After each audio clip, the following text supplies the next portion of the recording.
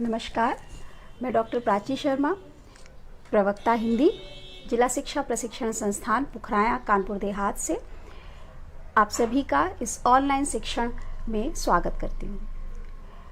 आज हम लोग द्वितीय सेमेस्टर के अंतर्गत कहानी शिक्षण के उद्देश्य एवं उसकी विधियाँ, कहानी शिक्षण की विधियों के विषय में अध्ययन करेंगे। देखिए, कहानी जो है वो सर्वाधिक लोकप्रिय साहित्यिक विधा है। किसी भी साहित्य की आप बात करें तो सबसे ज़्यादा मनोरंजनकारी विधा जो है वह कहानी होती है। इसके पीछे कारण ये होता है कि कहानी बालकों से लेकर, छोटे बच्चों से लेकर के बड़े लोगों तक सभी को प्रिय होती हैं। बहुत अधिक समझने की चेष्टा नहीं करनी पड़ती कहानी को, और जो भी कहानी का कथानक है, जो भी उसकी कथा वस्तु है, वह सहज ही समझ में आ जाती है।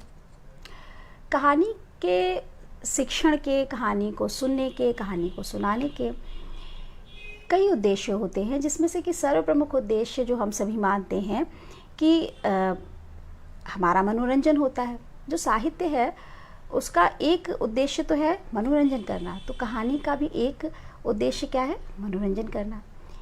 लेकिन मनोरंजन के पीछे छुपी हुई जो भावना है वह क्या है कि इस कहानी के माध्यम से पाठक या श्रोता उसके चरित्र का निर्माण हो। दरअसल कथा, कहानी को जब हम पढ़ते हैं तो हम उस कहानी के ज़रिए कई सारे पात्रों को अपने सामने पाते हैं। उन पात्रों में कुछ पात्र अच्छे होते हैं, नायक होते हैं, उनका चरित्र बेहतर होता है, और कुछ जो पात्र होते हैं वह खल पात्र होते हैं, खलनायक होते हैं, उनके चरित्र जो है वो अच्छा नहीं होता। तो ये अच्छा और अच्छा ना होना ये हमें कहानियों के माध्यम से पता चलता है। पूरी कथा को जब हम सुन लेते हैं, जान लेते हैं, तो हम एक बात सीखते हैं कि हमें किसके समान आचरण करना चाहिए और किसके समान आचरण नहीं करना चाहिए। जैसे कि राम कथा ले लीजिए। श्री राम की कथा को सुनने पढ़ने के बाद हम बहुत सारे चरित्रों का उसके अंदर अवलोकन करते हैं, देखते हैं। बहुत सारी कहानियाँ आती हैं, छोटी छोटी कहानियाँ आती हैं, सुग्रीव की कथा आती है, शबरी की कथा आती है। तो बहुत एक बड़े कथा के अध्ययन के बीच में हमें बहुत सारे पात्र मिलते हैं, और उन पात्रों का हम अध्ययन, मनन, चिंतन करते हैं, और तब हम जानते हैं कि हमें किसके समान आचरण करना चाहिए, किसके समान हमारा आचरण नहीं होना चाहिए। हमें राम के समान आचरण करना चाहिए, रावण के समान आचरण नहीं करना चाहिए। तो कहानी के पीछे जो निहित उद्देश्य है, जो उसका मुख्य उद्देश्य है, वो क्या है? वह है चरित्र निर्माण। बात जब शिक्षण प्रशिक्षण की कर रहे हों, शिक्षक और शिक्षार्थी की कर रहे हों, तो कहानी जो है नैतिक मूल्यों को जगाने के लिए, चरित्र के निर्माण करने के लिए एक बहुत अहम हथियार के रूप में शिक्षकों के सामने आती है। इस छोटी सी विधा के ज़रिए हम अपने छोटे छोटे नन्हे नन्हे बच्चों के मन में बड़े बड़े वृक्षों का, आदर्श रूपी वृक्षों का, चारित्रिक मूल्यों के वृक्षों का बीज रोपित कर सकते हैं। ये कहानी के माध्यम से हम कर सकते हैं। जब हम आदर्श पात्रों के कथा सुनाते हैं, मान लीजिए हम गौतम बुद्ध की कथा सुना रहे हैं, तो सिद्धार्थ की जो कथा आती है, नन्हे बालक जब उस कथा को सुनते हैं तब वहीं से वह अहिंसा का पाठ सीखते हैं। छोटी कहानी कोर्स में है जिसमें कि सिद्धार्थ एक घायल पक्षी की सेवा शुश्रूषा करते हैं। तो यहाँ से उनके भीतर अहिंसा का जो भाव है, अहिंसा का जो बीज है, वो रोपित होता है। तो कहानी एक ऐसा हथियार है शिक्षक के हाथों में, एक भाषा शिक्षक के, एक हिंदी शिक्षक के हाथों में, जिसके ज़रिए से वो बड़ी से बड़ी बात एक आरामदायक लहजे में अपने विद्यार्थियों तक पहुंचा सकता है। ये तो हो गए कहानी का उद्देश्य क्या है, ये उद्देश्य की बात होगी। अब जब हम कहानी पढ़ा रहे हैं, कहानी जो हिंदी साहित्य की बात कर ले, तो हिंदी साहित्य में कहानी द्विवेदी युग से आई है, महावीर प्रसाद द्विवेदी, और उनकी सरस्वती पत्रिका से कहानी का पदार्पण हुआ है हिंदी साहित्य में। उसके पूर्व जितना भी साहित्य लिखा जा रहा था वो पद्यात्मक था, काव्य साहित्य था। लेकिन कहानी का जो प्रादुर्भाव हुआ है हिंदी साहित्य में वो महावीर प्रसाद द्विवेदी की पत्रिका सरस्वती के माध्यम से है। बहुत अच्छी अच्छी कहानियाँ हैं शुरुआती, और उन कहानियों को जब हम लोगों ने अध्ययन किया है तो वो कहानियाँ हमारे मानस पर, हमारे मस्तिष्क पर अभी भी अंकित है।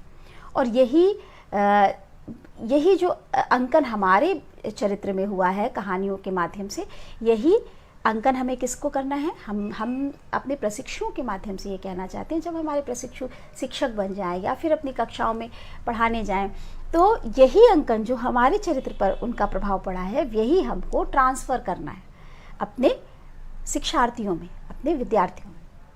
कहानी जब हम क्लास में पढ़ाते हैं तो उसके पीछे बहुत सारे उद्देश्य होते हैं। किन किन उद्देश्यों को रख करके कहानी पढ़ाई जाती है, किन उद्देश्यों की पूर्ति करती है कहानी। तो कहानी की जब हम बात करते हैं, मुख्यतया उसके 3 उद्देश्य होते हैं। सबसे पहला उद्देश्य होता है ज्ञानात्मक उद्देश्य, ज्ञानात्मक वृद्धि करना। इसके विषय में विस्तार से बताऊंगी। ज्ञानात्मक वृद्धि करना छात्र के मस्तिष्क में। कौशलात्मक उद्देश्य, कौशलात्मक, कुशल बनाना उसको। और तीसरा है भावात्मक उद्देश्य। जब हम ज्ञानात्मक उद्देश्य की बात करते हैं तो कहानी में विभिन्न प्रकार की भाषा, शैली, शब्द, लोकोक्तियाँ, मुहावरे, ये सब आती हैं। और जब हम कहानी का पाठ कर रहे हैं और आने वाले मुहावरों को, लोकोक्तियों को हम बच्चों को बताते हैं, तो बच्चे को किस चीज़ का ज्ञान हुआ, बच्चे को उन शब्दावलियों का ज्ञान हुआ। कुछ क्षेत्रीय शब्द यदि लिए गए हैं तो उस क्षेत्र विशेष के शब्दावलियों का ज्ञान हुआ, लोकोक्तियों का ज्ञान हुआ, मुहावरों का ज्ञान हुआ। अब जब बच्चा पढ़ रहा है कहानियाँ, तो कहानी के माध्यम से एक चीज़ और उसके अंदर विकसित हुई, क्या कि कहानियों की विभिन्न शैलियाँ होती हैं। विभिन्न शैलियों में कहानियाँ लिखी जाती हैं। कुछ कहानियाँ ऐतिहासिक होती हैं, कुछ कहानियाँ घटना प्रधान होती हैं, कुछ कहानियाँ सामाजिक कहानियाँ होती हैं, कुछ कहानियाँ धार्मिक कहानियाँ होती हैं। तो बच्चा जब पढ़ता है कहानियों को, या शिक्षक जब पढ़ाता है कहानियों को, तो वो उन कहानियों के माध्यम से बच्चों के भीतर यह ज्ञानात्मक कौशल डेवलप कर देता है, विकसित कर देता है कि बच्चा कहानियों की विभिन्न शैलियों के विषय में जानकारी रखे। कौन कौन सी घटना इतिहास में घटी हैं, कौन कौन सी घटनाएं समाज में प्रमुख रूप से घटित हैं, जिनका कि समाज पर बहुत व्यापक प्रभाव पड़ा है। सांस्कृतिक जो मूल्य हैं, जो पौराणिक कहानियां हैं, जो लोक कथाएं हैं, उनके विषय में छात्रों का ज्ञान वृद्धि होती है। बालक मानवीय विश्वासों पर, मानवीय स्वभाव पर विश्वास करना पड़ता है। जो हमारे धार्मिक विश्वास हैं, जो हमारे सांस्कृतिक विश्वास हैं, जो हमारी राष्ट्रीय भावना है, उन विश्वासों पर बालक जो है कहानी सुनने के बाद, कहानी पढ़ने के बाद विश्वास करने लगता है। और वह मानव के भिन्न मानव को, जो भिन्न काल के मानव हैं, उनके स्वभाव से परिचित होने लगता है।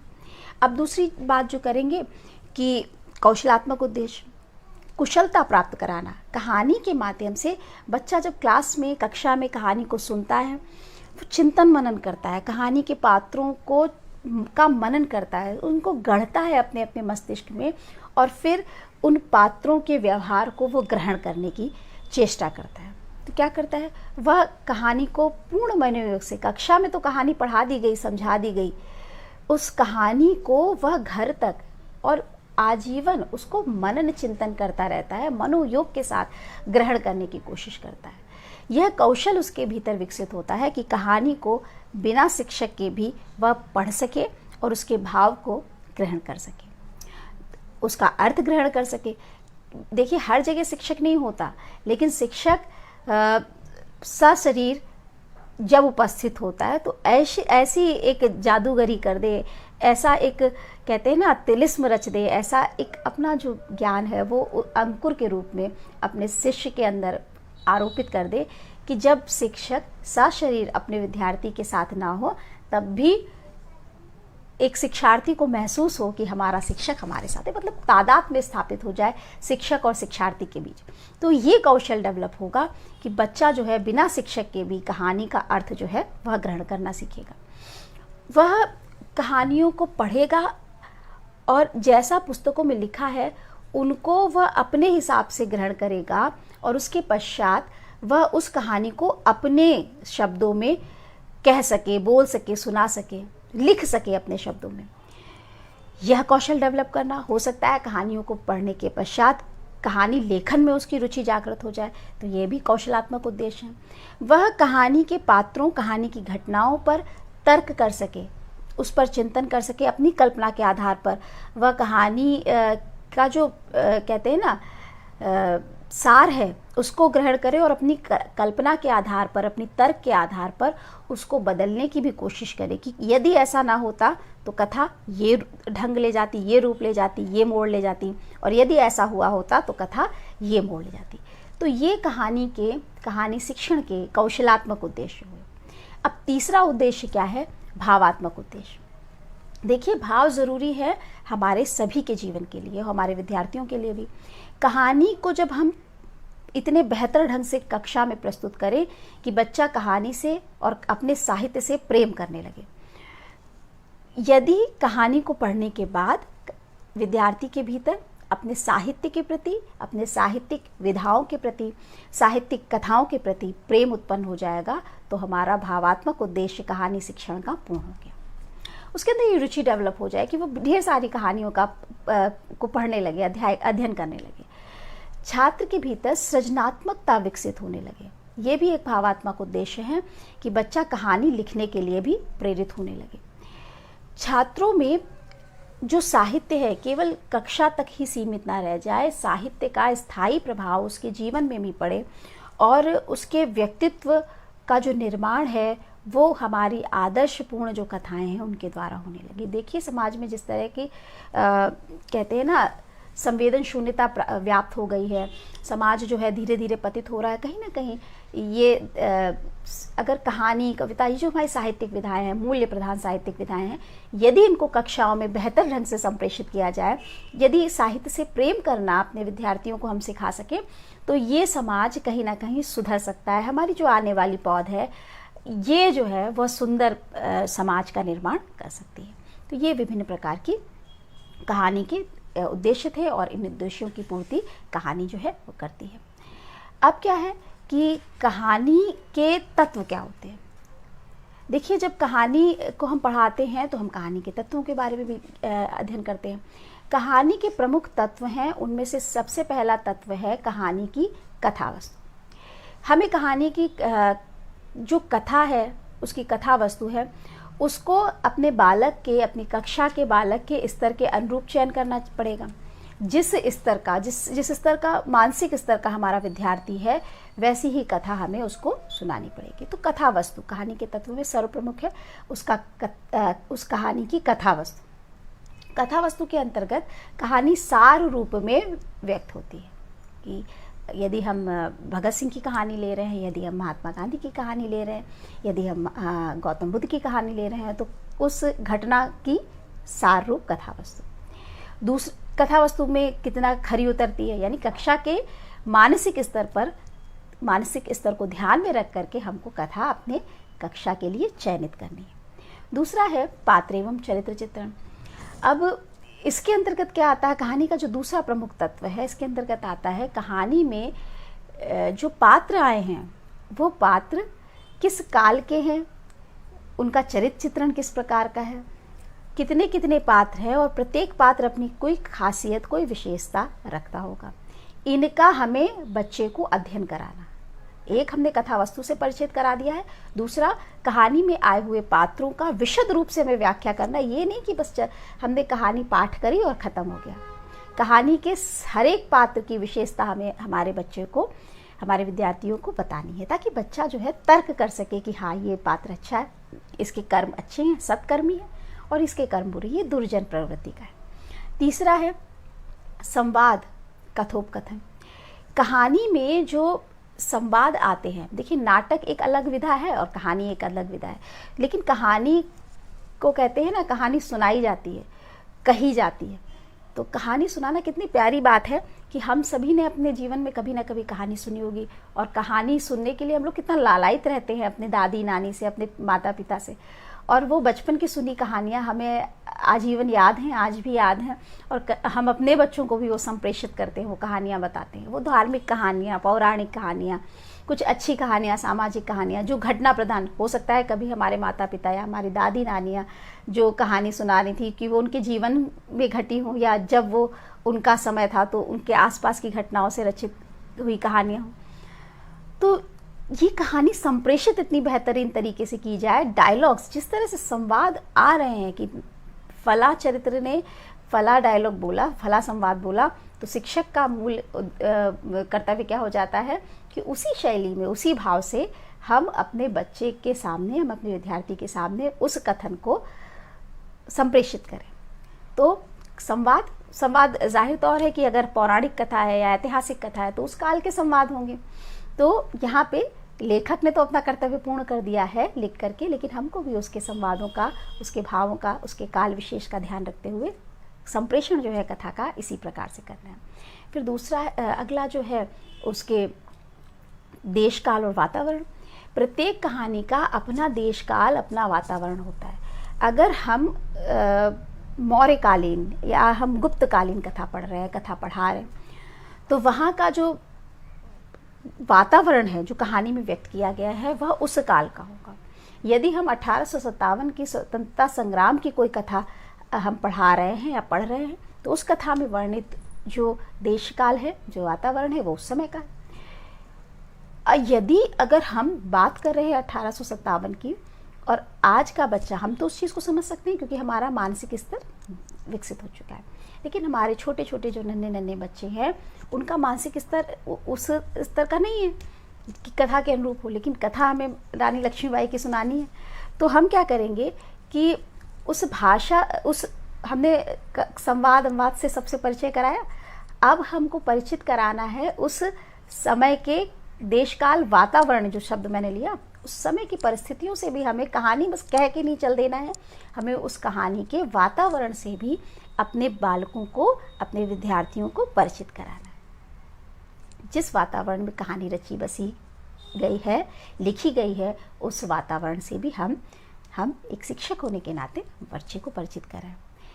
फिर कहानी का जो उद्देश्य है, किस उद्देश्य से लिखी गई कहानी है। कहते हैं ना, हर कहानी को जब हम ख़त्म करते हैं तो कहते हैं इससे हमें क्या शिक्षा मिलती है, तो फला शिक्षा मिलती है। तो कोई ना कोई कहानी का उद्देश्य था जिस उद्देश्य को लेकर के कहानी रची गई थी, जिसे हम समझ रहे हैं। और जब हम कथा का शिक्षण करें, कहानी शिक्षण करें, तो हम अपने विद्यार्थियों को भी उस उद्देश्य से भली भांति परिचित कराएं और इतने अच्छे तरीके से हम समझा सके कि धीरे धीरे बच्चे के भीतर ये एबिलिटी, ये कौशल विकसित हो सके कि बच्चा कहानी के जो मूल्य है, कहानी का जो उद्देश्य है, उससे स्वतः भी परिचित हो सके, उद्देश्य को स्वयं पहचान सके। ईदगाह कहानी है जैसे मुंशी प्रेमचंद जी की, और ईदगाह कहानी में एक बाल मनोविज्ञान का चित्रण किया गया है। किस तरह से बाकी सब बच्चों से वह जो हामिद है वो अलग है, और किस तरह से वो थोड़े थोड़े पैसों से वो अपनी कहते हैं ना, मेले का स्वाद ना लेकर के वो चिमटा खरीद के लेकर के आता है। कहानी का उद्देश्य कहीं ना कहीं ये आत्मीय संबंध, ये मानवीय संबंध, ये ममत्व दर्शाना था। और यही हमें अपने बालक के को भी समझाना है, उसके मन में भी ये भाव जो है, ये उद्देश्य जो है कहानी का, वो हमें विकसित करना है। तभी ये कहानी लिखी गई भी सार्थक होगी और हम पढ़ा रहे हैं इस बात से भी कि हमारा पढ़ाना भी, कथा को पढ़ाना भी सार्थक सिद्ध होगा। तो ये बहुत सारी चीज़ें थी जो मैंने बताई। अब कौन कौन सी जो विधियां हैं, हम किन विधियों को ले करके कहानी पढ़ाएं, ये बहुत महत्वपूर्ण है। दरअसल सिलेबस में बहुत सारी चीज़ें अच्छी अच्छी रहती हैं, लेकिन कहीं ना कहीं जो टेक्निक, जो मेथड हम लोग लेते हैं, शायद उनमें कुछ कमी हो जाती है। उन मेथड्स में, उस टेक्नोलॉजी में हम कमी कर देते हैं कि बच्चा जो है वो जुड़ नहीं पाता। बच्चा क्या करता है कि उसको एक कोर्स के रूप में लेता है। मैंने अपने पिछले क्लास में भी आपको बताया ना कि हिंदी की एक ऐसी विषम परिस्थिति है कि जब हाई स्कूल इंटर तक बच्चा पहुंचता है तो वो एक विषय के रूप में लेता है। इतना बचपन से हम हिंदी पढ़ा रहे हैं, हमारी मातृभाषा है हिंदी, और हम अपने साहित्य से प्रेम करना नहीं सिखा पाते हैं। हम अपने 100% की बात कर रही हूँ मैं, वो 10-20% रह जाता है जिसको अपने साहित्य से प्रेम होता है। तो कहीं ना कहीं जो साहित्य रचा गया है वो मानसिक तनाव को दूर करने के लिए रचा गया है। हम कोर्स के तनाव में बच्चे को भेज देते हैं, जब बालक बड़ा होता है तो यदि हम उसको बालपन से, बचपन से ही साहित्य के प्रति प्रेम करना सिखा दें तो वो उस तनाव को झेलने के लिए तैयार हो जाएगा, यदि अपने उससे साहित्य से प्रेम करता है, यदि उसने अपने साहित्य को पढ़ा है। ऐसी बहुत सारी परिस्थितियाँ आती हैं जिनका हल, उन परिस्थितियों में क्या करना चाहिए, क्या हमारा कर्तव्य है, उनका हल इन कहानियों में, इन लेखों में, इन उपन्यासों में, इन कविताओं में लिखा है। तो ज़रूरी क्या है कि हमें बस राह दिखा देनी है, प्रेम करना सिखा देना है अपने साहित्य से। तो कुछ प्रणालियों के बारे में बात की जाए, किन किन प्रणालियों को हम उपयोग करके हम कथा शिक्षण कक्षा में कर सकते हैं। सबसे पहला है अर्थकथन प्रणाली। इसमें क्या है कि कहानी आपने पढ़ करके सुना दी और उस कहानी के बीच में हम उसका अर्थ भी समझाते गए। कहानी किस उद्देश्य को लेकर के लिखी गई है, कहानी का भाव क्या है, उसका सार क्या है, हमने पूरी कहानी रीड करा दी। क्योंकि हमें यहाँ छोटे बच्चों को पढ़ा रहे हैं तो हमें ये भी ध्यान रखना है, पठन कौशल है ना, पढ़ना भी हमें सिखाना है, वो उसको रीड कर सके अच्छे से, उसका पाठ कर सके, कहानी पाठ करना भी सिखाना है, उसके उच्चारण के दोषों को भी दूर करना है। तो यहाँ पर हम क्या करेंगे, अर्थकथन प्रणाली का एक इस्तेमाल कर सकते हैं कि कहानी को पढ़ाते पढ़ाते हमने क्या किया है, उसका अर्थ भी हम बीच बीच में बताते चले। दूसरा है व्याख्या प्रणाली। कहानी छोटी है लेकिन उसको हम किस ऊंचाई तक ले जा सकते हैं, कितना उसके अंदर हम डीप में जा सकते हैं, डेप्थ में जा सकते हैं, कितना हम उसको अच्छे से समझा सकते हैं। कई बार कुछ ऐसी चीज़ें होती हैं जो बाल मन के लिए उचित नहीं होती हैं कहानी में, लेकिन लेखक ने लिखा है, तो हम उसको किस गहराई तक, किस तरह से व्याख्या करते हैं जो बालक के मानसिक स्तर के अनुकूल। यहाँ पे शिक्षकों को ये ध्यान रखना है कि जब व्याख्या प्रणाली हो, तो व्याख्या प्रणाली का जब चयन कर रहा हो तो ये अपनी कक्षा के स्तर को ध्यान में रख करके, ये अपने शिक्षार्थी के स्तर को ध्यान में रख करके इस प्रणाली का चयन हमें करना है।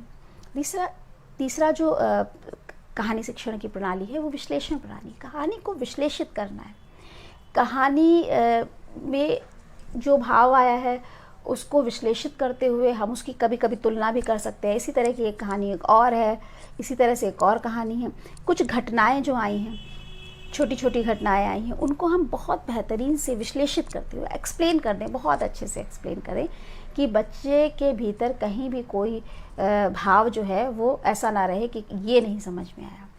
लेकिन हर बार की तरह इस बार भी कि मानसिक स्तर के अनुकूल हमको ध्यान में रख करके विश्लेषित भी करना है। विश्लेषण की जो प्रक्रिया है ये, या व्याख्या और विश्लेषण प्रणाली है, इसके अलावा एक और प्रणाली है समीक्षा प्रणाली। कहानी समीक्षा उन तत्वों के आधार पर करी जाती है जो कहानी के मैंने तत्व बताए।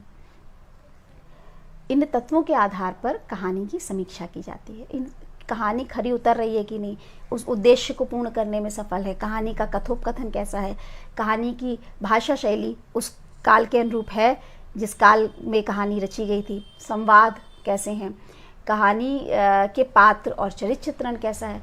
तो इन सब चीज़ों की, इन पॉइंट्स की हमको समीक्षा करनी होती है।